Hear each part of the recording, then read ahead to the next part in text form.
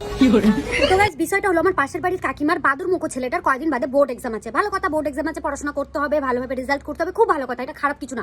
সারাদিন দেখতে পাই টোটো টোটো টোটো করে ঘুরে বেড়াচ্ছে, এখানে আড্ডা দিচ্ছে, ওখানে আড্ডা দিচ্ছে, কোনো ব্যাপার না।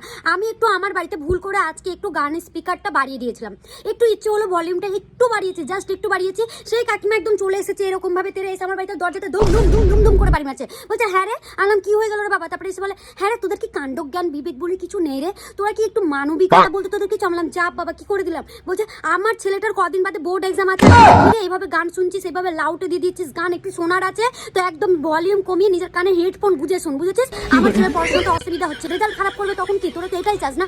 আমি কাকিমা তোমার ছেলেকে আমি এক্ষুনি দেখলাম এটা দিয়ে গেল, দিয়ে কোনো আড্ডা দিচ্ছে বন্ধু। হ্যাঁ তো কি করবে, কি করবে? তোদের অত্যাচারই তো করতে পারলো না বলেই তো চলে গেল আমার ছেলেটা। তোরা তো চাস না আমার ছেলেটা ভালো রেজাল্ট করুক।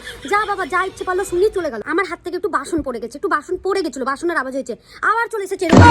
হ্যাঁ রে, তোদের ব্যাপারটা কি রে? তোরা কি ব্যাপারটা, তোরা কি চাস আমার ছেলে ফেল করুক? আমার ছেলে, আরে আমরা চাইবো কি কাকিমা তোমার ছেলে এমনি ফেল করবে, না হলে টিটিএমপি মানে ওই যে কোন রকম টেনে টুনে পাস করবে। তোরা তো চাস আমার ছেলে ফেল করুক, তোরা কেন চাইবি? পরের কি একটু ভালো সহ্য করা যায়? নিজের যখন হবে তখন ঠিক আছে, পরের ছেলের তো ভালো সহ্য করা যায় না। আরে বাবা কাকিমা, তোমার ছেলে তো পড়াশোনাই করে না, ও আবার কি ভালো রেজাল্ট করবে? আবার খারাপ রেজাল্ট করবে তখনও আবার বলবে হ্যাঁ কি করবে? পাশের যা অত্যাচার ছিল, না পড়তে পারছিল আমার বাচ্চাটা ঠিক করে, না ঘুমাতে পারছিল, তো হবেই রেজাল্ট খারাপ। কদিন বাদে আবার সরস্বতী পুজো, সেটা নিয়েও ওদের সমস্যা। সরস্বতী পুজোতে গান ভালো করে জোরে বাজানো যাবে না, ঠিক আছে মানলাম, না বাজানোটা উচিতও না, বাজানোটা উচিত না, সেটা আগে থেকে অ্যানাউন্স করেছে গান যেন জোরে না বাজে, গান যেন।